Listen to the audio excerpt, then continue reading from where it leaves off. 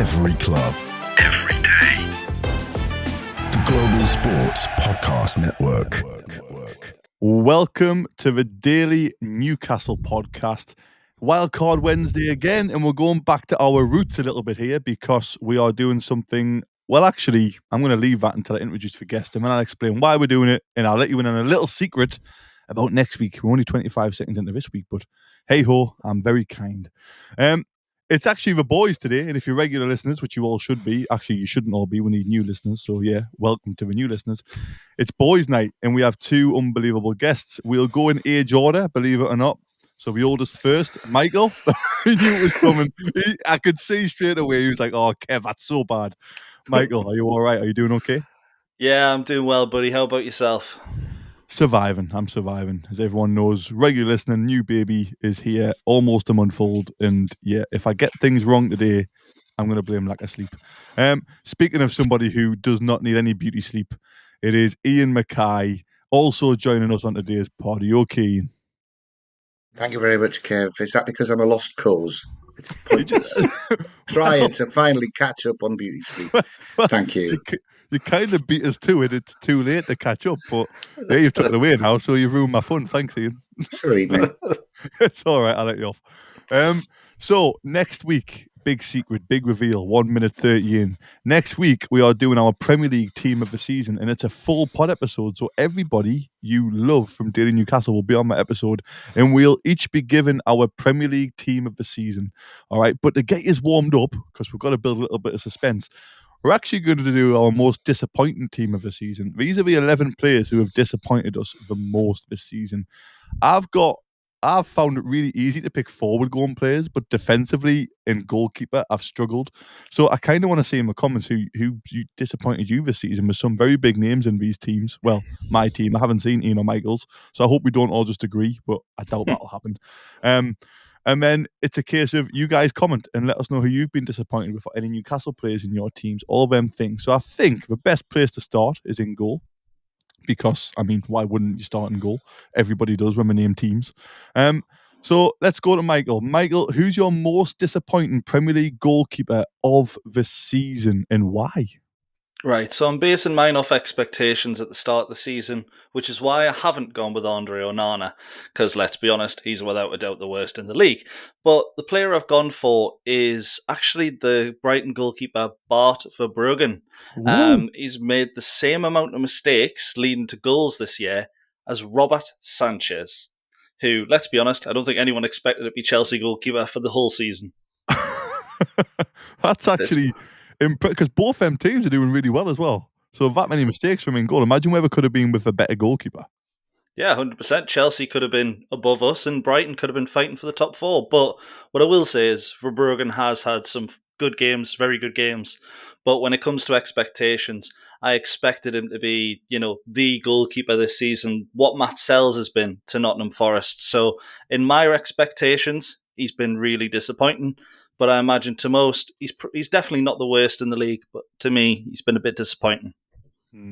That's a good shout, to be fair. And Verbruggen's a keeper I think I'd love at Newcastle. Good with his feet, really young, Dutch. Keep Botman happy if that's someone we're willing to keep and not disappointed by. And also, a little touch of class from Verbruggen. When Brighton beat us in the FA Cup and they were smashing the tiles on the roof, he actually went back and fixed it. And I quite like that video. I don't know how I saw that video, but he did. It was on Brighton's social media. And now we follow Brighton. I love him. Yeah, he actually fixed it out of respect. I thought, you know what? He wants a transfer. He will take him. I think that's a very good shout. And actually, Sanchez was one I thought would be quite popular. So obviously, he's already had a shout out. Iain, who's your most disappointing goalkeeper this season? Unfortunately, I am not as lateral thinking as Michael, and I've just gone for who the worst goalkeepers are. So Onana has made so many mistakes. Yeah. And it has been so disappointing. He's got to be in that team. Although I think Martinez at Chelsea he's really disappointed them. He's been hated since before Christmas by them, and he's still in goal. Sanchez. What did I call him? Martinez. Sorry. Martinez. But far be it from me to get Mexican names mixed up. That would be totally out of character for me. Sanchez. Yes. Apparently, Chelsea have got 7 goalkeepers on their books, and the best one is out on loan. which I think must be the Jordi Petrovic. Petrovic, yeah. It's Strasbourg, with Liam Rossignol. Yeah. He's doing He really seemed well. good last season, so I was shocked we let him go, to be fair. I think Onana's a good shot. I've got Onana as well. I just think, like, was it He is 60 dreadful. million? 60 million, and he's dreadful, isn't he? Like, he just costs goals. I was gutted when we played Man U at home. I was gutted that we swapped him out. I mean, the next guy wasn't too much better, but yeah, they're literally just it's like Onana's out. I'm gutted because imagine the goals we would have scored if he played. So Onana was mine as well. I kind of want to be a little bit harsh and give a mention to Aaron Ramsdale. I don't get how he's went from Arsenal's number one, literally last season, 2 seasons ago before Raya came in, where they were challenging for the title in FA Cups and all sorts. He was pretty much banging on the door to take over Pickford for England. He gets to move to Southampton, and I'm thinking he's going to be unbelievable at Southampton. He's going to proper stand out. He's going to be amazing. And then just nothing. I know Southampton have been poor, so that's why he didn't get picked ultimately, because Southampton are just absolute dog, aren't they? Actually, that's harsh on dogs. I love dogs. So they're just absolute. You can imagine the word I want to say after dog, but I'm not going to say it. They're absolute Sunderland. Absolute Sunderland. Brilliant. Well done, Michael. So yeah, Onana's mine as well. But 3 keepers there who, you're absolutely right, have been very disappointing. Right, defence. Oh, actually, do you want to pick one from each, whoever gets the most votes, and have a final team, or are we not bothered? We can do it either way. We can send it to the socials. Send it to the socials. We'll let them pick. Yeah. We'll just go from there. We'll name our personal ones, recap our personal ones, and socials can rip us apart and tell us exactly who we should have put in. That's what football fans do. That's what we love. Yep. Defense. Left back, I think, is a good place to start. I'm going to go first and pinch this one because I've been so disappointed by him. They are champions of England, and he is one of the best left backs of the last 5-6 years, but assists and goals are pretty much non-existent this season for Andrew Robertson. And I really like him. He's a very good player, technically brilliant, can cross a ball, but he's kind of like the only Liverpool player I think hasn't thrived under Slot. You look at Gravenberch and McAllister and all these players now, I look at and think, wow, they're really good.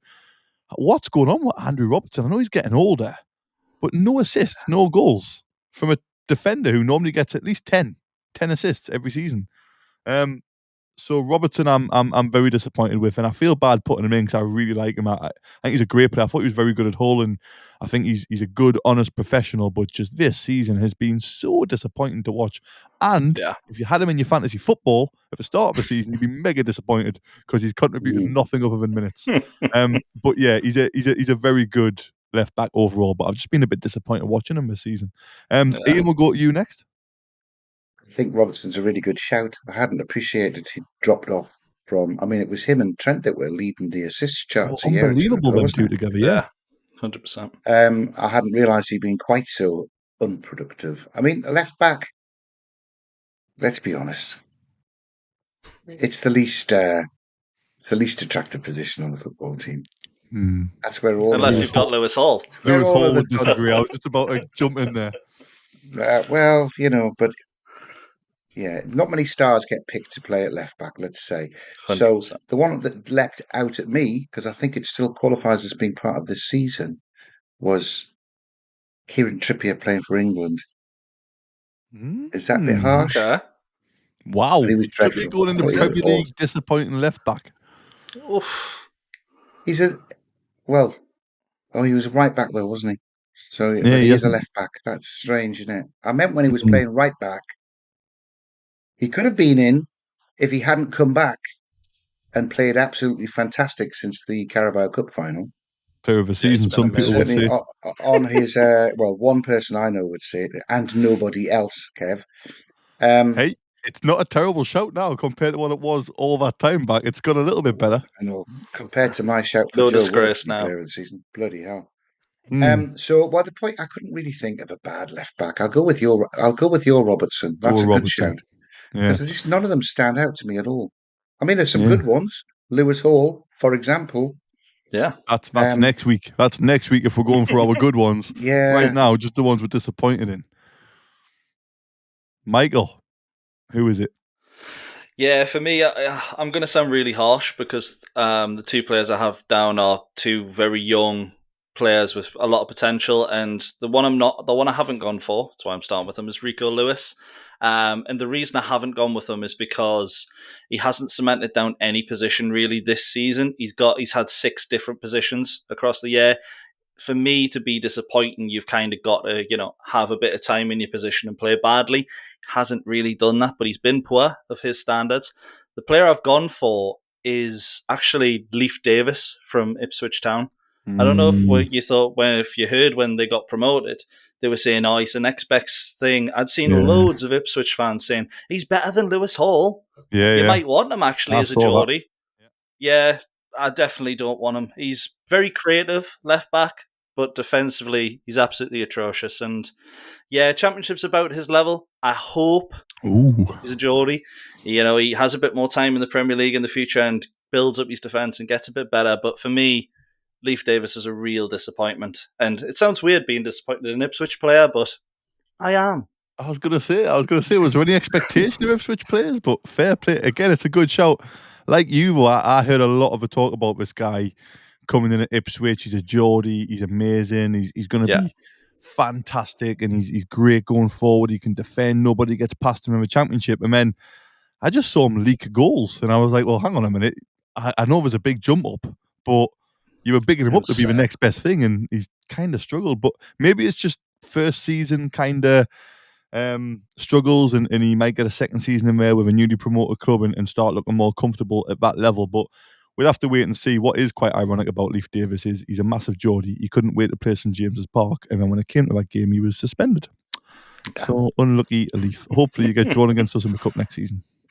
He looked fantastic at the Championship because he's playing against Championship players, but he's exposed to the Premiership because there's a much higher quality. So if he's gone too far forward, somebody's down that right wing, put across, and they've scored, and he's still looking on from the halfway line, whereas he had time to recover in the Championship. Yeah. So it's a bit harsh. He is just a young lad. It's all right. When we did that crossover with the Ipswich fella, they were all convinced that he was going to be bought by Newcastle before they started their Premier League campaign. Thought Newcastle would have him because he'd been so good in the Championship. They didn't know about Lewis Hall's the only Geordie we need, isn't he? Oh, yes. Right, we are somehow, I can't believe we're 12 minutes in, we've literally discussed 2 players, so this could be one of them ones which go over. We'll try and speed through the rest of the defence and recap our back 5, but before that, in true Iain style, we've got a message from Cristiano Ronaldo's mob. Your body is unique, and Global Sports Podcast Network has partnered with Bioniq, the world's most personalised supplements. Bioniq provide 100% tailor-made supplements designed to deliver precisely what your body needs at exactly the right levels to optimize your health. No guessing. So click the link in the show notes. Use the code GSPN2025 for 40% off your first month's subscription. Bioniq. Don't settle for off-the-shelf solutions made for just anybody. Get what's right for you right now. Excellent stuff. So, part 2. Let's start speeding it up. We've got 2 centre halves and a right back. I'm really struggling. I've literally got 1 centre half. I think personally for me is an obvious one. So I'm going to come to who's went first. Michael's went first. Then I've went first. Yeah. Now it's Iain to go first. Iain, give me a centre. Actually, give us 2 centre halves. Let's go through 2 centre halves who've disappointed you in this Premier League season. 2 centre halves, as you pointed out. The centre-half who, for some reason, has morphed into a player that even a man on a Zimmer frame can go past. Ruben Diaz, Manchester City. Alongside him, the man that makes Callum Wilson look as robust as the Incredible Hulk, Mr. Sven Botman. Mr. 3 game a season Sven Botman. Made of glass. Come on, Sven. How many times do you need your bloody knee operated on? That's what's disappointed me. You know what? I can understand that because Sven, again, when you think of Botman at Newcastle, that first season when we finished 4th, he was so good, and it's like, are you really that good? Or, let's see it now. And then since then, he's just hardly played.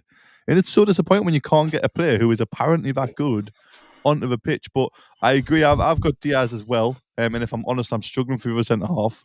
Botman's a great shout. I might go with Botman, but before that, we're going to go to Michael's two centre halves. Michael, which two centre halves have you got?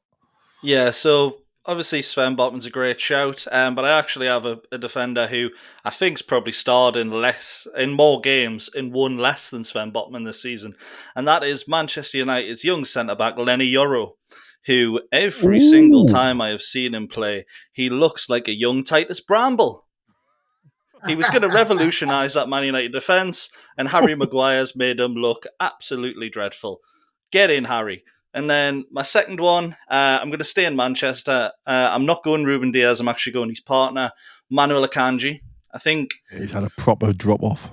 Yeah, I expected Diaz to drop off a little bit. I didn't expect Akanji to be as poor as what he has. The math whiz maybe spent a bit too much time on his numeracy and not enough time on his defending. And unfortunately, we've subtracted all of that defensive capabilities and he's looked dreadful this season. So yeah, it's Akanji and Lenny Yoro for me. Yeah, I think for me, it'll probably be Diaz and Akanji. On a previous pod I did before I joined you guys, I remember putting Akanji in I think it was my team of the season, Newcastle finished 4th. He was like one of the first ones on. So his drop-off is actually mental when you think about going from team of the season to just...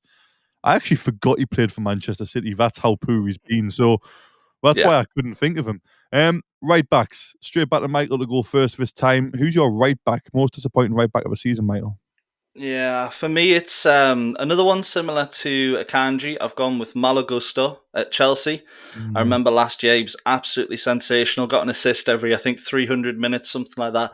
Great attacking player. This year, well, he's been horrendous. He's been poor. And whether it's down to Enzo Maresca and his style of play, or maybe he's just not the player I thought he was. But yeah, I had high aspirations, and unfortunately, he's just not met them for me this year.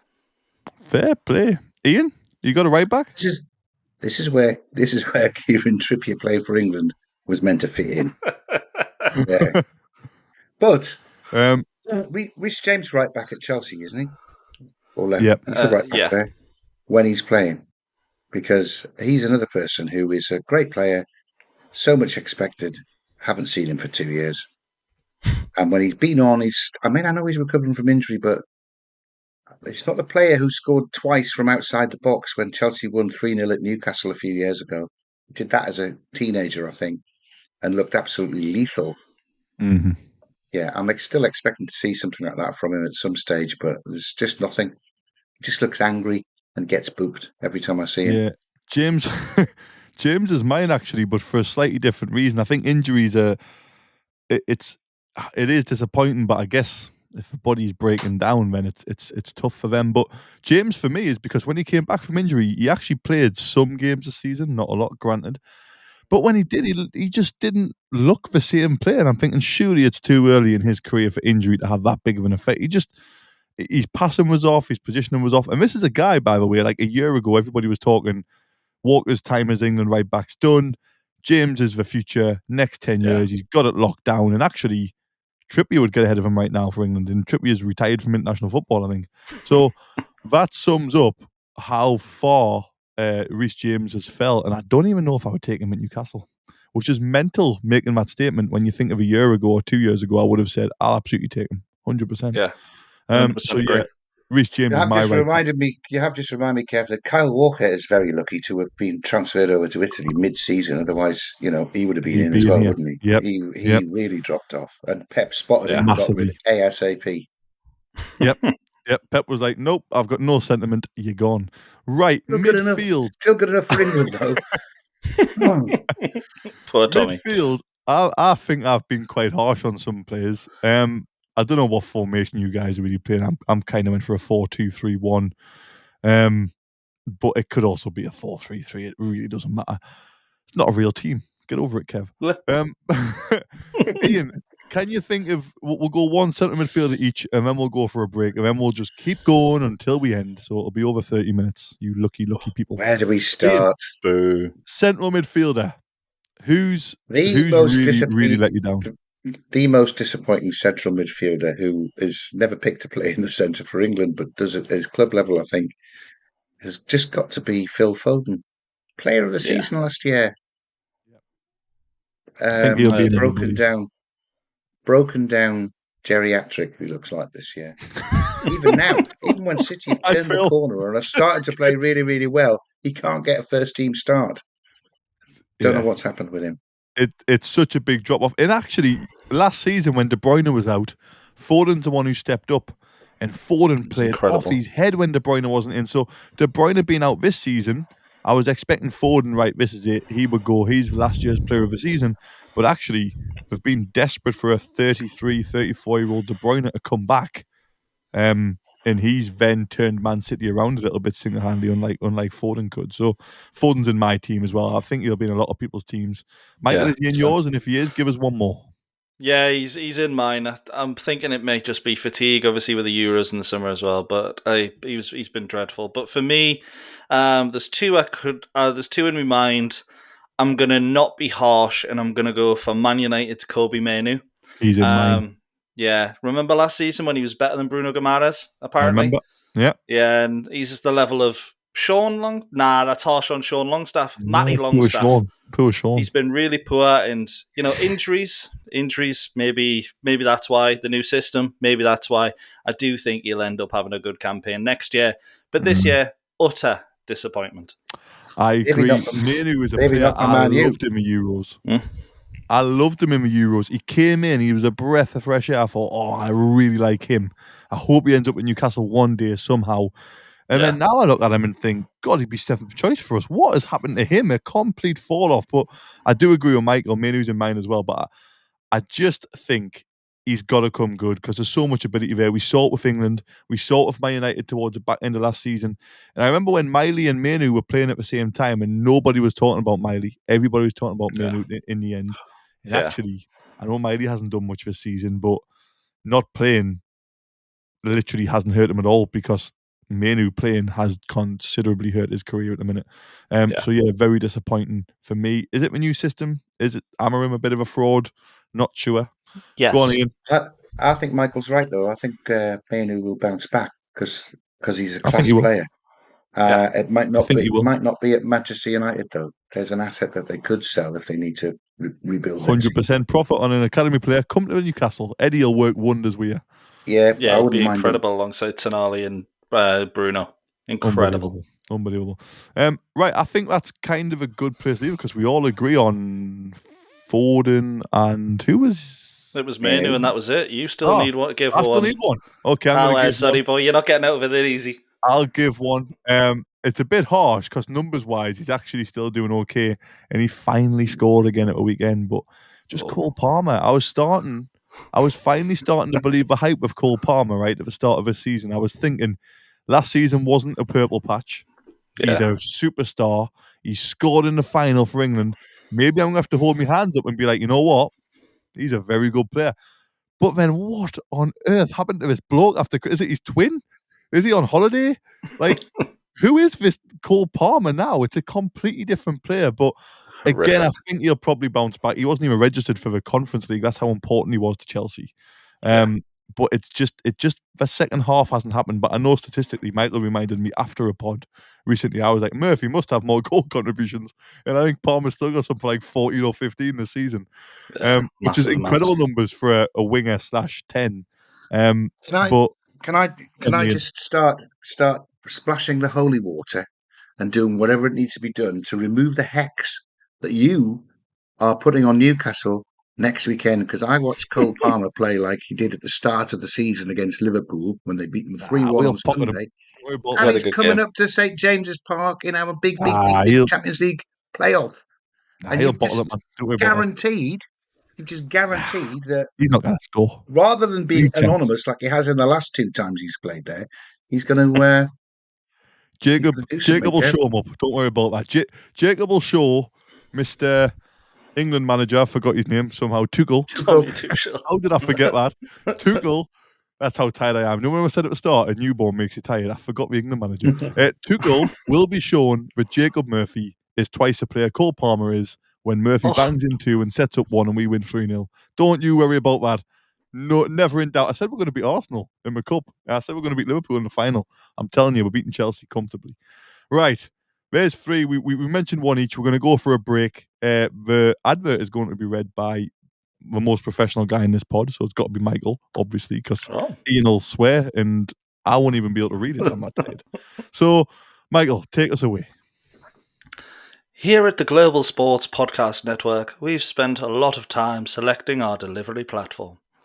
Zencastr came out a clear winner, with 4K video recording from your phone and AI editing that automatically removes all those ums and ahs. It's super easy to start a podcast that sounds great and is delivered efficiently. If you're ready to tell your story, check out the link in the show description to learn more about Zencastr. That was something else. That was different. There was a period of that. You sound like a character from Final Fantasy X. But I'm just going to hand over to Iain. Iain, what do you think of that? I wasn't sure whether it was Lord Peter Wimsey or Stephen Fry. Maybe he was reading that Stephen advert, Fry's and I a good shout. looked up and saw it was Rafa Benitez. It was very, very confusing. I was going to say, anybody tuning to YouTube skips to that point. We're like, why is Rafa Benitez reading like Stephen Fry? What is happening here? Very confusing. But actually, it was very well done, Michael. To stay in character Very well the whole done, time Michael, as well. yeah. For anyone that no one else will get the reference, it was a mick take of a version we've heard recorded previously. So none of you will get it. But Zencastr is our favourite. All them other posh clubs who aren't from the north. Zencastr. If you're listening, I thought you read it really well, Louis. I really thought you read it well. Just in case he is listening. And Michael's gone. Right. Let's get back to our most disappointing players of the season. We've only give one midfielder each, but if I'm honest, Manu and Foden are both in mine. So that's kind of my two holders in a number 10. So I'm up to my wingers. Do you guys have any centre midfielders before we go to wingers? I think my guy can play. Well, the one I'm thinking of at the minute can play in midfield. He'd probably be classed as midfield, but if you were lining up at 4-3-3, he could be either on the left or the right or in the middle. No, he wouldn't be a centre forward. He could be one of the wingers in a 4-3-3. Mine's similar. Okay, let's go then. I'm just going to chuck my wingers Call him forward. Right? Call him forward. I'm going to chuck my two wingers in, and then my striker at the end. I'll go last on my striker, but I'll go first on my wingers. I cannot believe, because this guy never let England down, and he was so good for years. So many goals, if anyone's ever seen that, came to my mind there. Raheem Sterling, what has happened to Raheem Sterling, man? He was so good for Man City. He was brilliant for Liverpool. And then he left City, and it just hasn't been the same player. He's still only 29/30. He's not even like old, but it's just not the same Raheem Sterling. I don't know if the love's gone or if he's just kind of achieved everything and lacking a bit of motivation. I have no idea, but I was so impressed with Raheem Sterling for about 5-6 years for England and Man City, and now he can't get anywhere. He can't get ahead of Leandro Trossard at Arsenal, and I'm thinking, God, you would never have believed that 2-3 years ago. And my other winger, as much as I hate to say it, because he loves having a pint in Washington, is Jack Grealish. Jack Grealish is somehow went from Villa's Maverick. And actually, last season I thought he was finally coming good at Man City. Last season I thought, this is Grealish. He's learning when to go with his dribbling. He's learning when to stay. He's learning when to pass it off.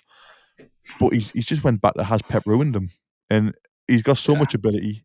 And Man City have had such a poor season.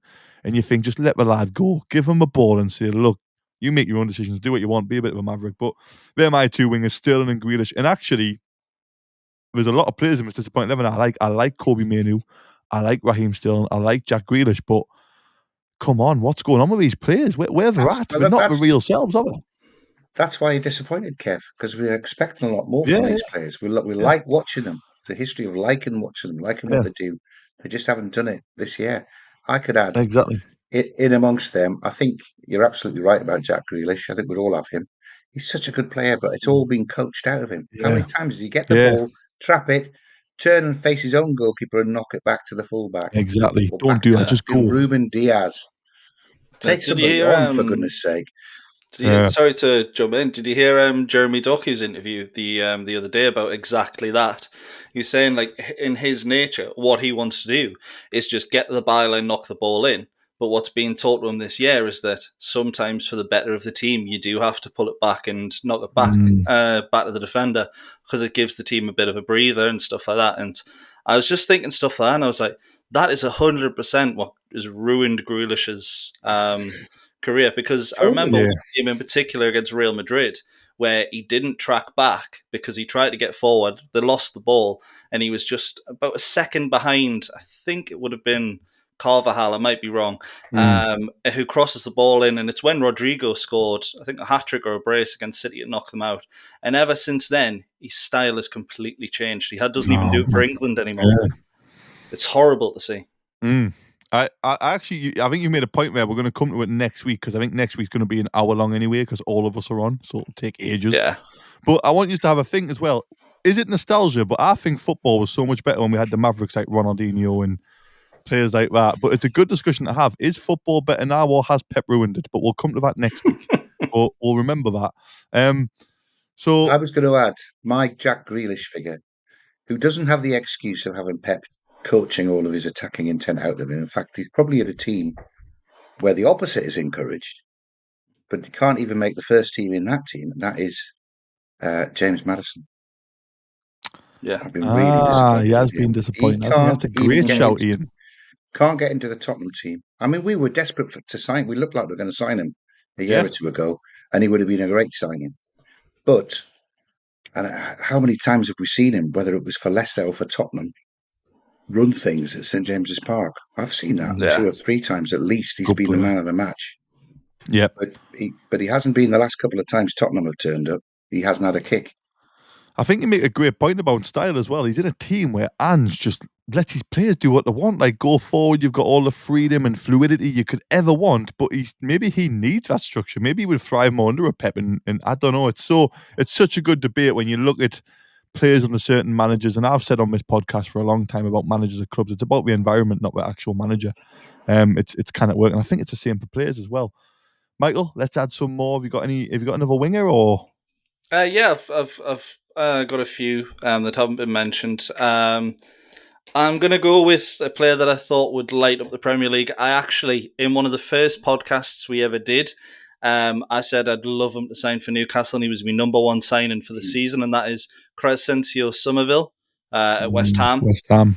You look at that team as an attacking team, and you think, they're crying out for just another Mohamed Kudus, really, on the other wing with Bowen up front. Crescencio Somerville should have been that player 100%, and he was a diamond. Now he's just, he ain't sparkling for anyone, really, at the minute. He hasn't had the chances, really, but he needs a solid run of games to get things going, which he hasn't had. And then the other player I actually had down was Alejandro Garnacho. That's my other one. Wow. Yeah, I thought he would be incredible this season. And Man United fans don't even want him in the team. They want Amad Diallo in instead. If it came to the two of them, Garnacho's getting benched every day. They were talking in January about selling him just to earn a bit of money so they could buy another Anthony. That sounds great, doesn't it? I mean, he's been class for Betis, so maybe it is. But don't disrespect that lad after what he's done with. Is it Man United? Is like players like Manu, right? We all agree Manu is an unbelievable player, right? We're not seeing he's a bad player. He's disappointed us. Garnacho, we could probably all agree, ability wise, he has everything you need to be a top class Premier League player. Mason Mount, another one I love, by the way. I never used to like him. I've appreciated him more since I've kind of got a little bit older and I mean, I haven't seen him play recently because he's always injured, but I think a Mason Mount under Eddie Howe or a Manu under Eddie Howe or a Garnacho under Eddie Howe would be unbelievable. Is it Man United? Is Amorim a fraud? Getting something we can discuss next week on the hour-long episode. But it might just be the players. There's something at Manchester United. It's epitomised in Rashford. Yeah. How low he dropped. Went to Villa and done well. He dropped. Went to Villa. Was coached by somebody else for a fortnight, and then got back to the Rashford, who was always one of the first players in the England team. Yeah. Although I will say, I didn't think that was deserved. I think you've got to be better for a longer period to get back in. But I do want Rashford to do well, despite him being a Man United player. So yeah, 100% agree. Hopefully he leaves and is a bit Rashford better. Rashford at Newcastle next year, Michael? I'm going to swear, but F off. No Rashford at Newcastle? No way. No way. Okay. I don't think his attitude, to put it this way, Eddie Howe has had a go at Anthony Gordon for not tracking back in the 93rd minute. In the 5th minute, Marcus Rashford just turned around going, not my problem. I'm not going That's not happening. Right, Iain, give us one more, and then I believe we've got kind of one more player each. Yeah. I get one more. I had Maddison and Garnacho. Garnacho was my other one. They're the Okay. two wide players I was going to. Perfect. Right, so let's start us off with your striker, then, Iain. Who's your striker who has disappointed you the most this season?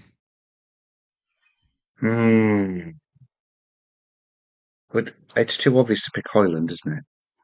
Yeah. But, I feel sorry for Højlund because he's so I young. know. He's in a crap team. And He's got a manager who's potentially a fraud. He's trying to play a new system. Lost He's got all no of his help. confidence. Yet Be another better. example of Manchester I agree, he United could be better, paying but he's way still over the so top. young.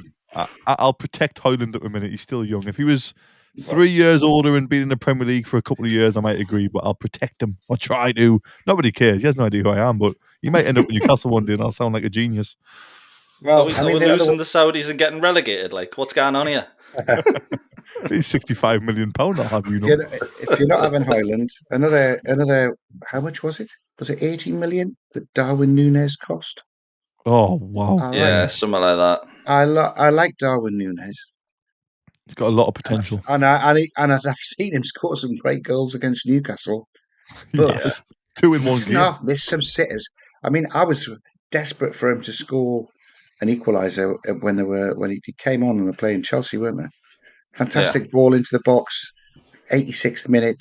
Núñez is on the 6-yard box, heads it out at the corner flag rather than buried into the bottom of the net. So he really disappointed me just for not getting an equaliser for Liverpool. He's got all the tools as well, and he works hard. He runs his socks off. He's physical. He's big. He's strong. He's got a finish on him when it's the right time. You're right. Thinking about it. He can't. If he's in any situation where he has to think about it, he just seems to overthink and get it wrong. He can't get his feet together. Well, if it comes to something that's just a reaction, an instant reaction, he's fantastic. It's 2 goals against us, instant reactions. Brilliant goals. Look at most of his goals. It's just comes to him, he hits it, and then if he's got time to hit it at the back post, where it's like, oh, there's the ball, I can just tap this in. He goes, whoops, wrong way. Yeah, I think Ian's got a great point. Actually, he is disappointing, but it's because I think most people who watch him know that he could be so dominant as a striker, but it's just something isn't. I don't know what it is. Maybe it's time, maybe it's maturity, maybe it's the right manager. That'll be harsh on Slot and Klopp, I guess, because 2 very good managers clearly. He looked like when he joined, he looked like he could have been a new Torres. I don't mean the Torres at Chelsea. I mean the Torres at Liverpool. Fernando Torres. That's what he looked like. Great, big, fast, strong goal scorer. Yeah. He's more Romelu Lukaku. And not Lukaku with Everton, because he was amazing. True. Michael, who's your striker? I've gone for someone a little bit different. You could class him technically as a number 10, but I think everyone expected him to start up front at the start of the season, and that is Christopher Nkunku. Signed last January, technically. And you might be thinking, hang on, he's got 10 goals and 2 assists this season. What you want about? Yeah. I put Palmer in, so stats don't matter. 11 of those came against Servette, Noah, Southampton, Barrow. He spent more time on the balloons there. No, not those kind of balloons. Than he has on the pitch. So, unfortunately, he's my disappointment up front, and that's not because I said he'd have a cracking season and put him in my fantasy team.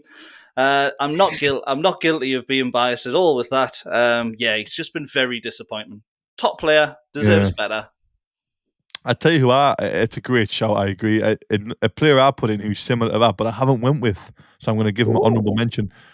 He started playing for the middle, Son at Tottenham. I haven't got a clue what's happening there, because he was one of the best inside forwards, wingers of the Premier League the last 5-6 years, undeniable. But just what's happening? Like, again, it's a manager who is going to let you attack, let you be free, and it hasn't quite worked for some reason. It just isn't working. Is it Tottenham? Is it the Spurs effect? Maybe he misses Harry Kane. Harry Kane Was good. That good. Yeah, maybe. It's not maybe that Kane though, is it? Because Son was good last year and Kane had already gone. Son. Yeah, maybe. He can still have one good season as the main man. He's not the main man anymore. Michael Caine is now Michael's new nickname. The striker, you could I add actually went Solanke alongside that as well, though, can't you? In the striking department. He's been poor. Solanke's not done especially very compared much. to last season. The expectation was big as well, with a big transfer. Another honourable mention, as well as Solanke and Son, since we're on it, was Jadon Sancho didn't make any of our teams. Started off quite well at Chelsea when he got removed, but then just went back to Man United. Sancho. Anyway, my striker, even though he left halfway through, can't stand the bloke thanks to the first game of the season. I don't want Sheffield United to get promoted because of him. Ben Brereton Diaz, you absolute fraud. You embarrassment of a striker / football player. I still hold it strongly against you, what you tried to do at the start of the season. So happy Southampton are going down with a joint worst point in your part of that history. And I'm also very, very happy with Sheffield United didn't go up automatically because you play for them now. You absolute slime bag. So Brereton Diaz is my striker. If anyone hadn't noticed, there's already a rant about him previously at the first ever episode, and now there's one now. So well done, Brereton Diaz, BB. I would have picked him, Kev, but I couldn't remember his name. Exactly. I had to research him. I forgot he is. Some BDB. He's not Big Dan Burn. Was it BBD? No idea. Don't know who he is. Absolute numpty. Anyway, we're in 41 minutes. I think we should recap and then leave it there and see what people say. My team was, if I can remember it, I've actually forgot my goalkeeper. I've got Ramsdale, but no. Onana in goal. Robertson, Diaz, Akanji, and who was my right back? Did I say a right back? Don't know. I'm using Michael's right back, and then I'm going Manu, Palmer. Which was who? No idea. Manu, Palmer, and Foden. And then I've got Sterling, Grealish, and Ben Brereton Diaz. They're my most disappointing players of the 24-25 Premier League season. Michael, let's go through yours. Yeah, it started off with Bart Verbruggen at Brighton, Malo Gusto at Chelsea at right back, Lenny Yoro and Manuel Akanji at centre backs, and then Leif Davis at left back. My midfield three, one of them I didn't mention, but it was Phil Foden, Kobe Mainoo, and Lucas Paquetá. 100 million to, well, probably never going to play again. Then on the wings, I had Crescencio Somerville and Alejandro Garnacho. And then up front, it was Christopher Nkunku. Good shout all round. Iain? Do you think I should have written any of this down? I probably should. Probably. If you want Iain's recap, go back and listen to the start. I had Onana in goal, right? I did have Trippier as my left back, because he's normally a right back, right? Yeah. That was that one. Botman and Diaz, centre half, and Kyle Walker I'm going to put in as my right back because he played enough of the season to qualify. If Ben Brereton Diaz does, Kyle Walker certainly dropped off a cliff. Fair play. Three midfielders, James Maddison, Phil Foden, Cole Palmer, Garnacho on the left, Diaz down the middle. Sorry, not Diaz. Who do I mean? Do I mean Diaz? The Liverpool Grealish? player? I forgot his name now. The Liverpool player, centre forward, Nunes, and down the right, of course, down the right. Grealish. I think I had Maddison down the right and I had Grealish down in midfield. That's where I've gone wrong. Yep. So Grealish, Foden, Palmer, Maddison, Nunes, Garnacho. Brilliant. Pieced together mine and Ian's team. Luckily, Michael was semi-organised and wrote his down. We didn't. You'd never guess, would you, listening back to that? Right, we've got to end it there. I mean, this one's been 45 minutes with the most disappointing 11. Next week, like I've said before, we've got our Premier League team of the season. It's a full team pod. That's probably going to be an hour and a half special because I've also said that we'll discuss, is it nostalgia or was the Premier League era better back in the day? You have to wait a week for that one, though. The suspense is going to be massive by the time that gets released. Thank you very much for listening. It's been an absolute pleasure, and we hope that you tune in for us again very soon. Every club, every day. The Global Sports Podcast Network.